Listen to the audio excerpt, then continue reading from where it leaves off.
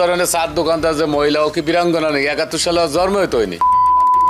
ওরা কি পরে কি বীরাঙ্গনা বানায় রাখছে? ওরে বানাই রাখছে যে কয়জন নেতারা ওরে ঢাকা নিয়ে খেলাই টেলাইয়া ওই ইয়ে করছে, বানাইছে নেতারা এরম এরম মরছে ঢাকা নিয়ে আর টাহা নেছে। আরে ও তো আইডি কার্ড দিয়ে হয়েছে জন্ম স্বাধীনই করে পয়সা তুই যাওয়া আমাকে লাভ নাই, খালি খালি আমরা একটা করে দেওয়ানে অফিসে উল্টোই ফেলাই উল্টোই ফেলাই দেয়, তা ওনাকে কোনো হাত নাই, অরিজিনাল মুক্তিযোদ্ধাকে কোনো ইয়ে নাই। আসলে ওই যে মহিলার কথা বলেন ওটা আমি আগে পরে চিনি না। ৫,০০০ ১,০০০ তো থাকার কথা।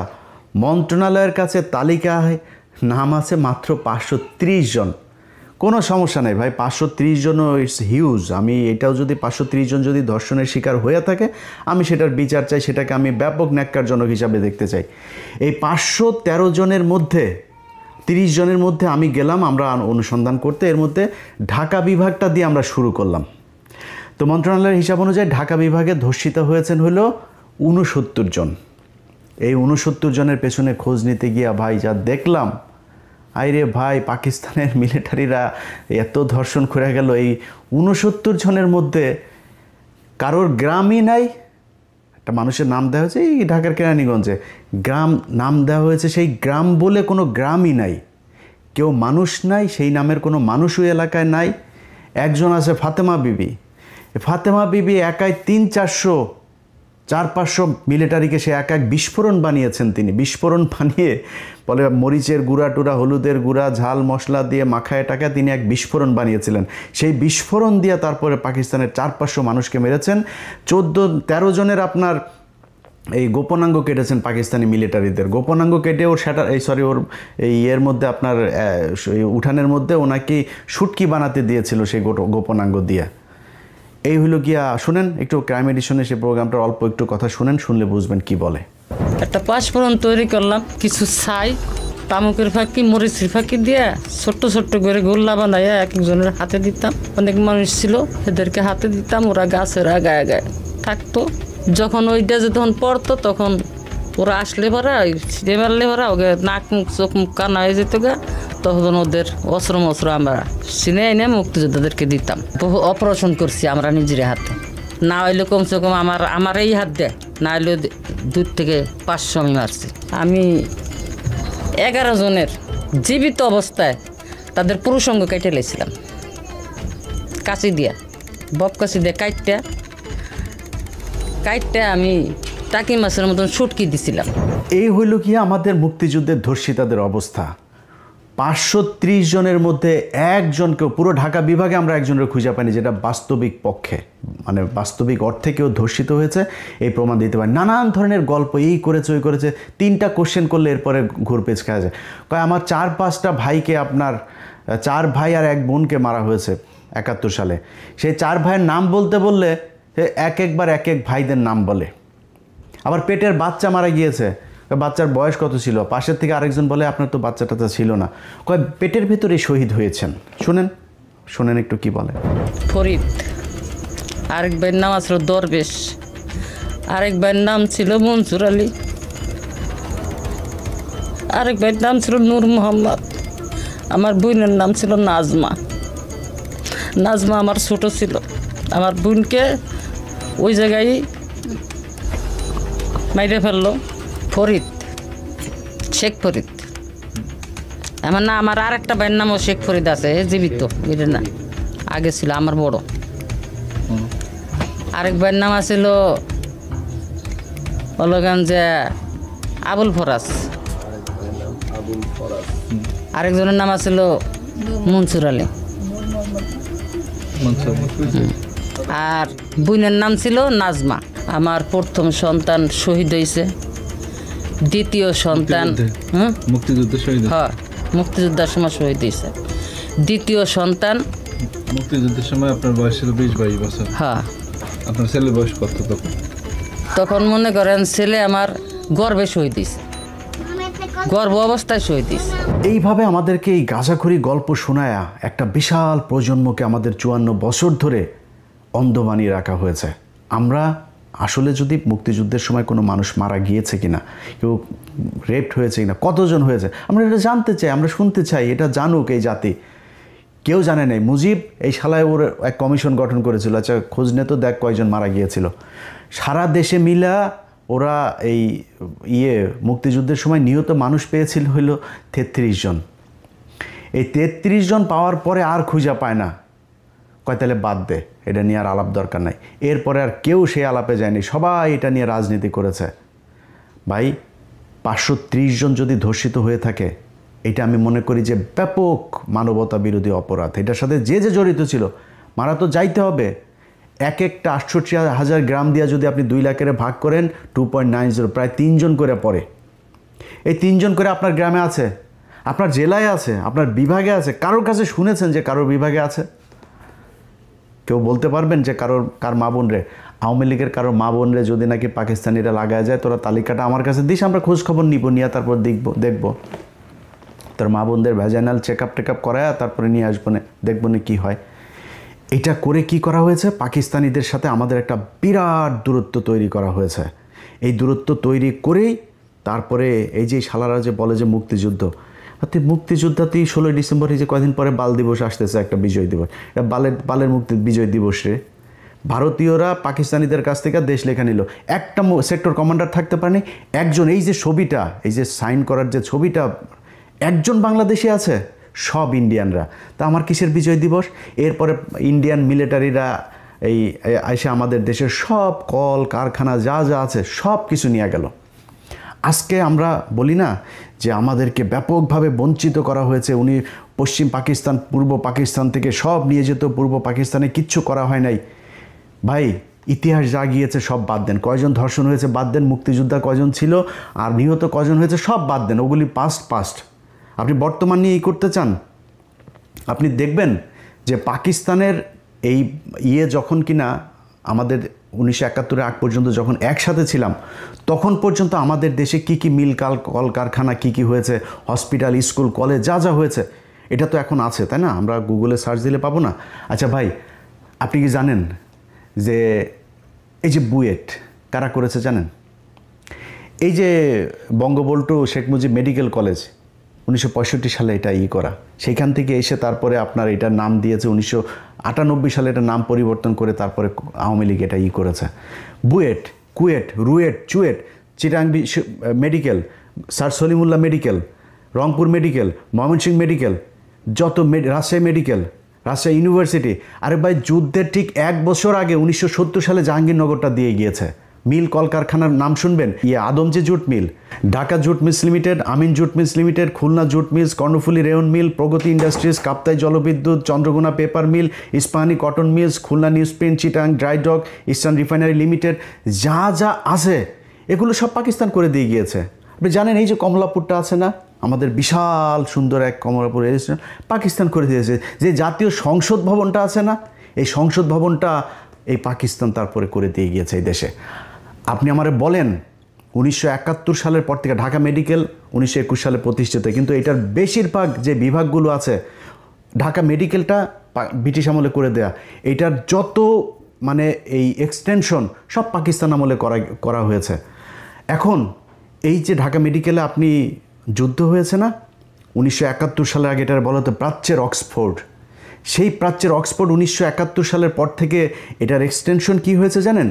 1974 সালে চারুকলা একাডেমি অনুষদ, চারুকলা এক অনুষদ ছাড়া এই ঢাকা মেডিকেলে, ঢাকা বিশ্ববিদ্যালয়ের যা যা আছে সব কিছু অধঃপতন হয়েছে। একটা মিল কলকারখানা বলেন তো, কোন মিল কলকারখানা আমাদের এই দেশে হয়েছে 1971 সালের পরে? গার্মেন্টস হয়েছে, আমাদের দেশের নারীদেরকে সব ন্যাংটা করে তারপরে রাস্তায় নামাইছেন, সারাদিন না খায় থাকে, না খেয়ে থেকে তারপরে সেখানে প্রতি মাসে 5,000, 7,000, 10,000, 15,000 বেতন পায়, মাস শেষে পুষ্টিতে ভোগে, বিয়ে হয় না, বাচ্চা হয় না, টিনের চালার ভিতরে এক এক ঘরের ভিতরে গাদাগাদি করে 8জন 10জন থাকে, সকালে ভোরে থালাবাটি নিয়ে তারপরে যায়, রাত 8টা 9টার সময় আসে। যেগুলি একটু সুন্দরী তাদেরকে গার্মেন্টস মালিক ওই সুপারভাইজার টাইজারেরা করে কোনটা খায়। এই হচ্ছে আমাদের দেশের উন্নতি। আরেকটা উন্নতি কি হয়েছে, আমরা বিদেশে লোক পাঠাই, যেটা দিয়ে এখন দেশটা টিকে আছে। এর বাইরে পাকিস্তান যাওয়ার পরে এই বাংলাদেশের মিনিমাম কোনো ধরনের কোনো উন্নয়ন হয় নাই। আজকে এই যে আমাদের স্মার্টা যেসব নারীরা আছে না যারা পাকিস্তানের বলে পাকিস্তান, ওরা কি ইউটিউবে সার্চ দিয়ে দেখেন পাকিস্তানের, আর ওরা পাকিস্তানের নারীরা সারাদিন ওরা মনে হয় যেন যদি পাকিস্তান নিয়ে কিছু বলে মানে ওইখানে কয়েকটা বোম টোম পরে আছে মসজিদের ভেতরে, মুসল্লিরা নামাজ পড়ে, মেয়েরা সব একদম বুরকা টুরকা পরে হয়ে থাকে। পাকিস্তানে গিয়ে দেখেছেন কোনো দিন? ইউটিউবে দেখেন।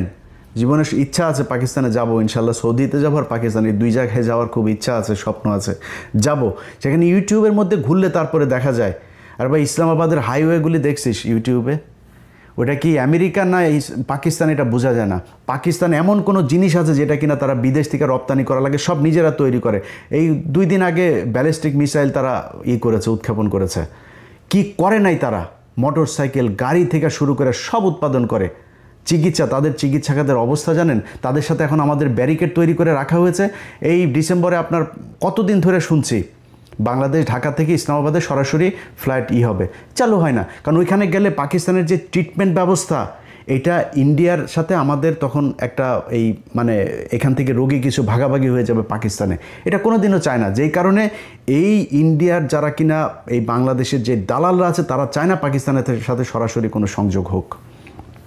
পাকিস্তানি কাপড় চোপড়, পাকিস্তানি পোশাক, পাকিস্তানি, আরে ভাই তোরা যে মানে এই মডেল হবি, আমরা মডেল পেয়েছি পুরিমণি, আমরা মডেল পেয়েছি নীরা ইসরাফিল, এই হলো মডেল। পাকিস্তানের মডেল দেখছি ভাই, মডেলও যদি সুন্দরীও দেখতে চাই, এই যে আমাদেরকে যে মানে বঞ্চিত করা হয়েছে, বঞ্চিত আগে করা হয়নি এখন করা হয়েছে।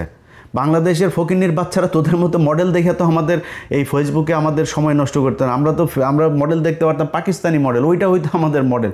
দেখছিস ওদের কোন দিক থেকে যাবি পাকিস্তানের সাথে বল? তো এখন আমাদের সব দিক থেকে বঞ্চিত করে ওরা পাকিস্তানের সাথে এই গ্যাঞ্জাম বাধাই দিয়ে এগুলো করেছে। ভাই পাকিস্তানের সাথে আমরা আলাদা হয়েছি, সারা পৃথিবী যদি চেষ্টা করে পাকিস্তানের সাথে বাংলাদেশ কোনো দিন আলাদা হবে না, মানে এই এক হবে না। কিন্তু আমাদের যেই সুযোগ সুবিধা যা দরকার আমি পাকিস্তানের কাছ থেকে নিব।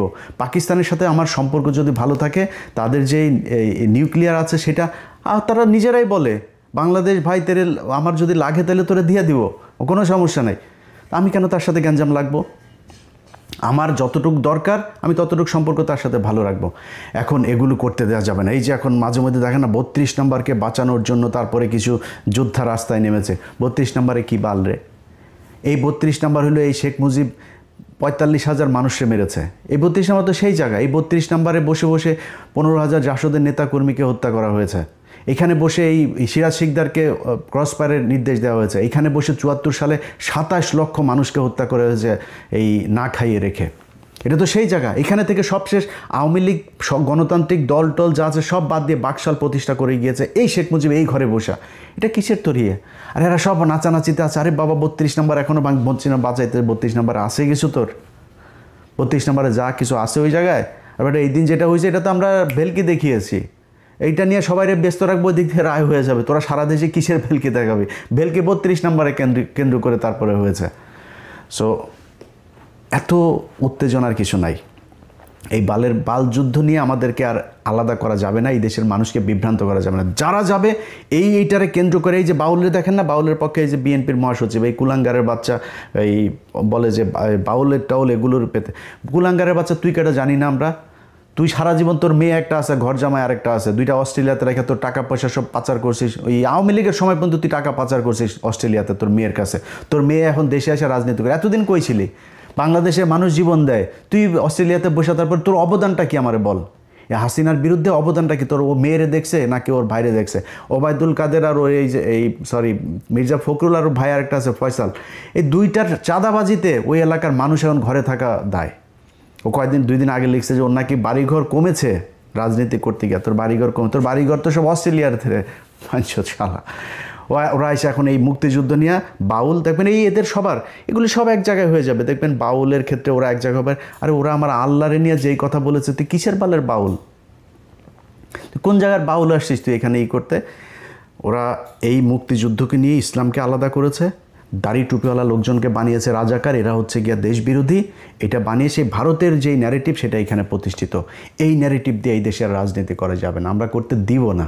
যতই চেষ্টা করেন চালায় যান, দেখেন কাদের পক্ষে লোক যায়। ঢাকা বিশ্ববিদ্যালয় দেখেছেন না, রাজাকারকে বাঁচিয়ে করে ওপেনে বলেছি পাকিস্তানের ক্যান্ডিডেট রাজাকার, জিতেছে তো। ওই সামনের নির্বাচনেও বেশি খেলা করতে আসবে না কোনো দল, আশা করি। এই মুক্তিযুদ্ধ নিয়ে আশা করি কেউ খেলা করবে না, আওয়ামী লীগ নাই যেহেতু, আর কেউ করবেও না আশা করি। সো যারা এই বাংলাদেশে এখন মুক্তিযুদ্ধের 32 নম্বরের বাউল, তারপরে এই যে চেতনায় বালছাল নিয়ে আসতে চাইবেন, ভাই কেউ পাত্তা পাবেন না। এগুলি বাংলাদেশের মানুষ। আমি বাংলাদেশের আপামর জনসাধারণের কাছে একটা প্রশ্ন করতে চাই, ভাই আমার কাছে আপনার মুক্তিযুদ্ধের ইতিহাস জানার দরকার নেই। বা আপনারে সিম্পল একটা কোশ্চেন করি, আপনি আপনার গ্রামে, আপনার থানায়, আপনার উপজেলায়, আপনার জেলায় গিয়ে খোঁজ নেবেন যে ভাই কতজন কার মাকে পাকিস্তানিরা লাগিয়ে গিয়েছে, আমার একটু জানায়েন ভাই প্লিজ। আমি যদি জানি যে হ্যাঁ পাকিস্তানের একজন তাকে ধর্ষণ করেছে, আমি একটু শুনতে চাই। একজন মানুষকে আমি পাইতে চাই যেই মানুষটা কিনা করেছে। 2015 সাল, 2071 সাল থেকে 2015 সালে এসে বীরাঙ্গনাদের খোঁজে তালিকা তৈরি শুরু হয়। সেই বীরাঙ্গনা তৈরি করতে গিয়ে আওয়ামী লীগ বিধবা, অসহায়, গৃহহারা, স্বামীহারা মানুষজনকে এক জায়গায় করে তারপরে তারা একটা বীরাঙ্গনার তালিকা তৈরি করেছে 530 জনে, সারা দেশে মিলে। সব কয়টা ভুয়া। এই যে অবস্থা। যাই হোক, এগুলি করে আমাদেরকে আলাদা করতে চেয়েছে। আমরা এখন গার্মেন্টস শিল্প আর আমাদের শ্রমিক শিল্প, এই যে প্রবাসে যে যারা স্বামী স্ত্রীকে ছাড়া থাকে 20 বছর 15 বছর, মাকে ছাড়া, সন্তানকে ছাড়া, বাবাকে ছাড়া মানবেতর জীবনযাপন করে, এরা বালের বীরের জাতি। দোচে তোদেরকে কেউ সারা দুনিয়ায়, তুই বাল জাতি 71 থেকে এই পর্যন্ত কি বালটা ফেলাইছিস, কেউ করে পাকিস্তান না খেয়ে থাকে, পাকিস্তান করে যা দেখিস। আমরা তো এনে থাকি পৃথিবীর সবচাইতে রেইনবো জাতির সাথে আমরা থাকি। এখানে আমরা জানি যে একটা বাঙালি এক জায়গায় গেলে তার কি, আর একটা পাকিস্তানি গেলে তার মিডিল ইস্টে আমার বাংলাদেশের সবচেয়ে বেশি মানুষ থাকে। জিজ্ঞেস করি যায় যে একটা পাকিস্তানি একটা লোক সৌদিয়ানের কাছে কি, আর একটা বাংলাদেশের মানুষ কি। কুত্তার মতো দাম দেন আমাদেরকে, তোদের মতো বাঞ্চত মার্কা রাজনীতিবিদদের জন্য আমরা আজকে এই কুত্তার জাতি হিসাবে সারা দুনিয়ার মধ্যে কিচ্ছু নাই, আমার কিচ্ছু নাই। এক পোশাক শ্রমিক বানায় মহিলাদেরকে এখানে ন্যাংটা করে কাজ করানো হচ্ছে, না আছে কোনো না আছে তাদের নিরাপত্তা, না শারীরিক নিরাপত্তা, মানসিক, আর্থিক, সামাজিক কোনো নিরাপত্তা নাই। রাস্তায় নামায় দেওয়া হয়েছে, এর নাম তাদের চেতনা। বাউলগিরি করে যে শালারা করে, ওই যে আমাদের চুয়াডাঙ্গার মেয়ে, আমাদের চুয়াডাঙ্গার সরোজগঞ্জের মেয়ে সালমা, সে বলেছে যে এগুলির ব্যাপারে খুব শান্টিং দিয়েছে। কয়েকজন বাউল নারী বলেছে এরা বেডে না গেলে এরা প্রোগ্রামে তাদেরকে অ্যাটেন্ড করতে দেয় না। সো খেলাধুলা ভাই সব একই জিনিস। ওই যে সবশেষ আপনাদেরকে একটা জিনিস শোনাই, গোপালগঞ্জে গিয়েছিল আমাদের একজন হেলেনা নামে এক চার দোকানদারকে আপনার বীরাঙ্গনা বানানো হয়েছে। সেই বীরাঙ্গনাকে আপনার গোপালগঞ্জের আওয়ামী লীগের নেতারা ঢাকায় এনে কি করে তারপরে তাকে বীরাঙ্গনার তালিকায় নাম ঢুকিয়েছে, তার কাছ থেকে শুনে অনুষ্ঠান শেষ করি। হেলেনা ওই যে মুক্ত, আজকে আবার দেশটাকে 2 ভাগে বিভক্ত করার চেষ্টা চলছে। তো 71-এর বাল যুদ্ধে আসলে কতজন মানুষ মারা গিয়েছিল, কতজন নারীকে ধর্ষণ করা হয়েছে, তারপরে কতজন মুক্তিযুদ্ধে অংশ নিয়েছিল, এটা নিয়ে তো একটা বের করা দরকার, তাই না? এই যুদ্ধ নিয়ে এত আবেগ, এত কিছু বাংলাদেশের মানুষের, তাহলে আপনারা এটা আমাদেরকে জানাবেন না যে আসলে মানুষ কতজন মারা গিয়েছে, কি হয়েছে, কি, এটা তো জানা দরকার। তো বাংলা এডিশনের ক্রাইম এডিশন থেকে গত 3 মাস মতো আগে আমি বললাম যে এটা নিয়ে আমরা একটা জরিপ করি, সারা দেশে ঘুরে ঘুরে তারপরে করি। তো আমরা তো ছোটোবেলা থেকে শুনে আসছি যে 2 লাখ মা বোনের ইজ্জতের বিনিময়ে তারপরে বাংলাদেশ নাকি স্বাধীন হয়েছে। এবং আমি 2012 সালের আগ পর্যন্ত আমি কিন্তু হাফ চেতনাধারী ছিলাম। আমি বিশ্বাস করতাম আসলে পাকিস্তানির এতগুলি মানুষের, সেই যে ছোটোবেলা থেকে দেখেছেন না, এই যে সিনেমার মধ্যে দেখানো হয়তো নিজের সন্তানকে আপনার বাইরে বের করে দিয়ে মুক্তিযোদ্ধাকে ওনার ওর খেতার ভিতরে ঢুকায় দিয়ে তারপরে বাঁচিয়ে রেখেছে। ওই সিনেমা দেখেছেন না, কি যেন হাঙন নদীর গ্রেনেড না কি যেন সিনেমার নাম। এসব সিনেমা নাটক দেখায়া আর দাড়িওয়ালা লোকজনরে বানানো হয়েছে আপনার রাজাকার। এইটা বানায়ে তারপরে সারা দেশের মানুষকে ব্যাপক এক উত্তেজনার মধ্যে ঢুকিয়ে দেওয়া হয়েছিল। তো 12 সালের পর থেকে আমি মুসলমান হই।